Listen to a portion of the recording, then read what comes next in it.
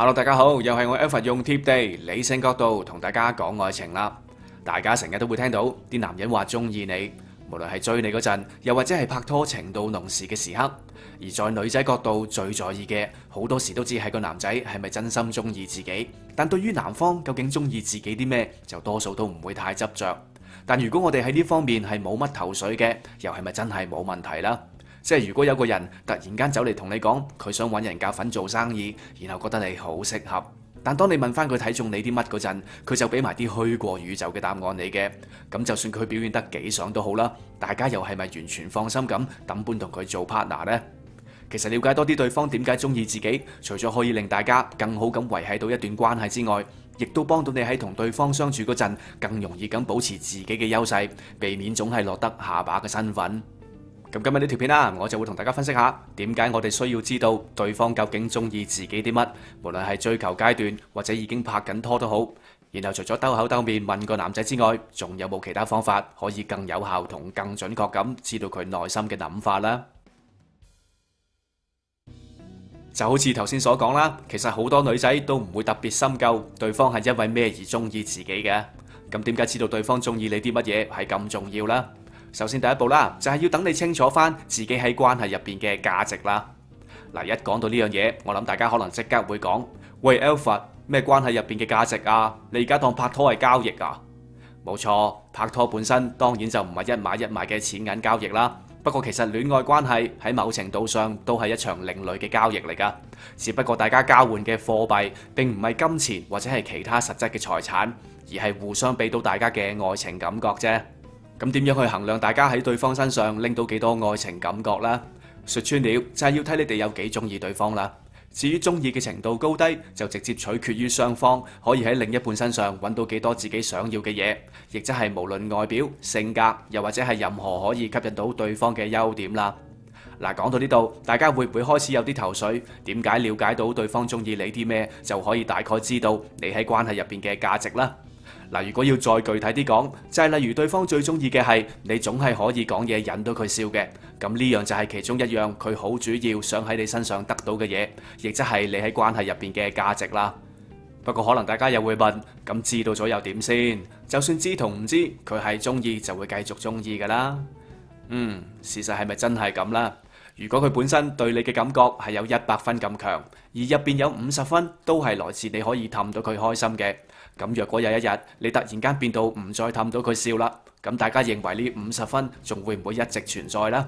所以要知道自己嘅價值，其中一個好重要嘅功能就係可以幫我哋揾出自身一啲關鍵嘅特質。只要我哋一直保持住呢啲特質嘅話，我哋就會知道呢段關係喺未來嘅一段日子都會繼續維持穩定。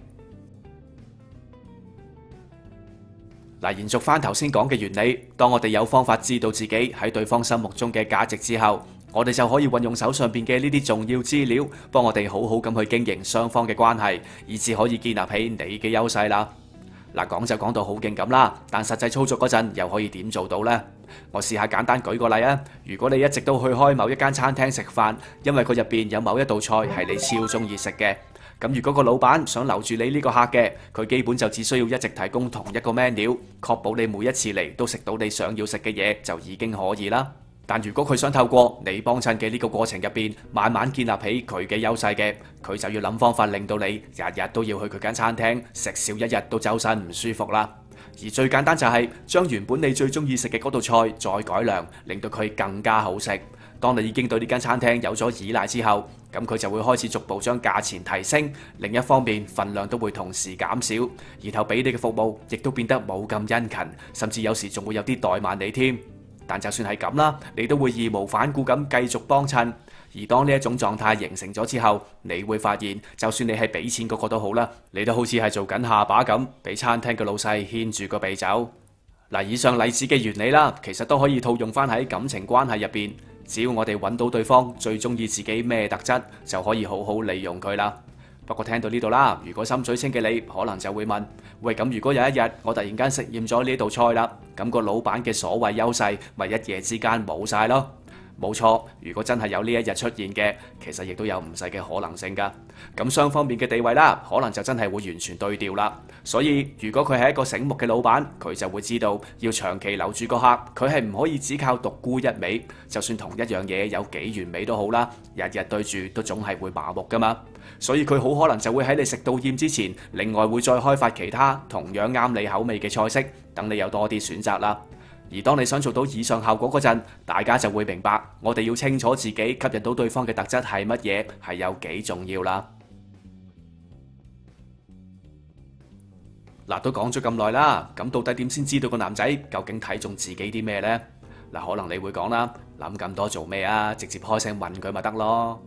嗱，站喺男人角度啦，其實我唔係太過建議大家直接走去問對方㗎。因為唔知大家有冇試過，有時當你想對方講啲嘢氹下你嗰陣，都會借啲意問佢類似嘅問題，等佢自己識做嘅。不過你就會發現，啲男人總係唔會好好地咁答你，反而成日都用埋啲劇集對白嘅説法，好似係中意一個人係一種感覺，理性係解釋唔到嘅呢一類廢話去蒙混過關。至於背後嘅原因，可能就係唔想承受講錯嘢嘅後果啦。所以，與其俾對方耍你太極，倒不如就用第啲更有效嘅方法啦。首先最直接嘅就係可以做下自我評估，用自己對男女關係嘅認識，初步檢視一下喺你身上邊啲係你認為屬於自己嘅強項，然後可以將佢哋 mark 低，再比較下其他嘅實際例子，可以係你過去嘅戀愛經驗，又或者係身邊朋友同屋企人嘅愛情經歷，睇下你覺得自己擁有嘅嗰啲優點喺個市場上係咪好受歡迎呢？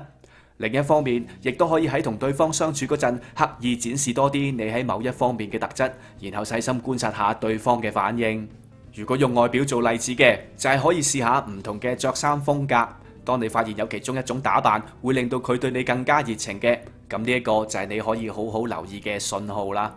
又或者喺相處嘅態度上，你都可以複製翻頭先嘅做法，慢慢將佢有正面反應嘅情況揾出嚟。只要放多啲心機同專注力，佢到底中意你啲咩嘅呢個大畫面，就會一步一步咁樣出現喺你嘅腦海入邊㗎啦。嗱，聽晒以上嘅內容，相信你對今日嘅呢個話題已經有一個比較具體嘅諗法啦。不過可能你又會問啦，喂，咁如果搞完一輪之後，先發覺其實自己係冇咩特質令佢十分欣賞嘅，咁又點算啦？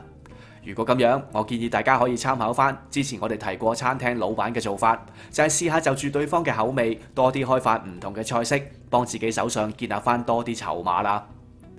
咁今日嘅分享啦就差唔多啦。如果你中意呢條片呢，請你都幫手喺下邊撳個 like 同 share， 又或者你有任何睇法嘅，都歡迎你多啲留言支持下。我會繼續用理性同貼地角度去同大家分析唔同嘅愛情現象。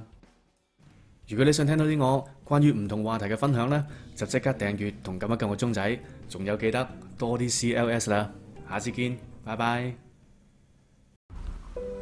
我係 Alfred，我係一個生命教練，同時亦都係一個催眠治療師。我嘅目標呢，就係幫助大家喺認識自己嘅過程裏邊呢，可以揾到一個真正屬於你嘅一個快樂嘅美麗嘅人生。